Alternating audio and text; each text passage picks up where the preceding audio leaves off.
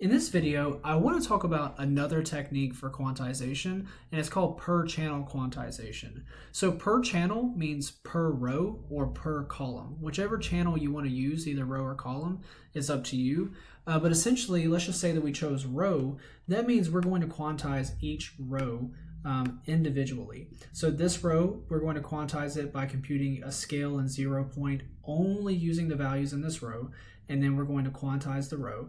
And then we're going to do that for the second row where we compute a scale and a 0 point. If it's symmetric, we're going to ignore the 0 point and then quantize this row, and then we're going to do the same thing for this row as well. Now, I chose this random tensor. These values are chosen arbitrarily, but I'm going to keep it the same so that we can compare other quantization techniques up against each other. So why do this by row? It actually increases the accuracy of your quantization algorithm. Remember, the goal of a quantization algorithm is to, or linear quantization, is to maintain this relative distance in between values. So it's actually going to help us here. Now, the trade-off is that it's more memory intensive.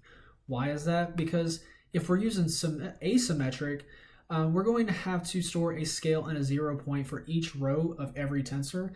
And that's even more memory that's needed to store those. Even with symmetric, where we're not factoring in the 0 point and not storing that, it's still going to be memory intensive to store a scale for each row of every tensor in a language model. So, but we do get this improvement in accuracy. So let's go ahead and implement the per channel quantization. I'm going to use our symmetric quantize function here. I'm just going to copy and paste it and modify it a little bit to do per channel. So let's call this symmetric quantize per channel. It's going to take as an input a tensor and then a dimension. Now here, if you set this dimension, this is going to determine whether you want to use rows or columns as your channels. If you put 0 here, it's going to use columns as your channels. If you put 1 here, it's going to use rows as your channels. And so that's that. And then now I'm going to modify, the only thing I'm going to do is I'm going to modify this Rmax function here, and I'm going to use the Amax method, and I'm going to set the dim equal to whatever dim you pass in, set it equal to true. And then I'm going to remove this because we don't need this because it's symmetric. And then I'm going to remove it here. Oops. Sorry. All right, and I'm going to leave the other one. And so that is our symmetric quantize per channel function. So I'm going to copy and paste in this function right here for quantizing per channel. And as you can see, I'm using dim equal to 1, so I want to quantize along the rows. And my target data type is still assigned at 8. We have no 0 point that's being returned, although our quantization or dequantized algorithm does require a 0 point. I'm going to print the original tensor, the quantized tensor, the scale, the dequantized tensor, as well as the quantization error. And so as you can see, this is our original tensor. This is what it looks like quantized. As you know, use a 900 now because it's symmetric as the maximum, the absolute maximum. So the max is 900 and the minimum is negative 900. And so 127, and also we're doing the same thing with the quantization range where the maximum is 127 and signed in 8, and the minimum is not negative 128 but negative 127.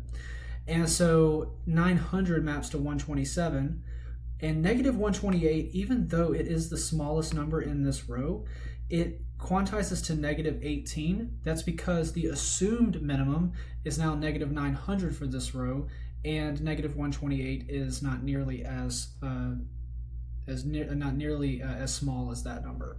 And so this is our scale now per channel. It's a 3x1 vector, and this is our dequantized tensor. When I dequantize the quantized tensor, as you can see, this is pretty accurate. It's off by a little bit. It's not exactly the same as the originals here, but it's doing okay. The overall quantization error is a 0.6936. Now that's all fine and dandy. Is that a good number? Like, how does it compare against our original symmetric quantization algorithm? So I'm gonna copy and paste this code in here to compare it against our symmetric quantize. Original one that didn't do per row. So it's going to calculate one scale and one 0 point, or really just one scale because it's symmetric. We're not going to care about the 0 point. We're going to leave that off.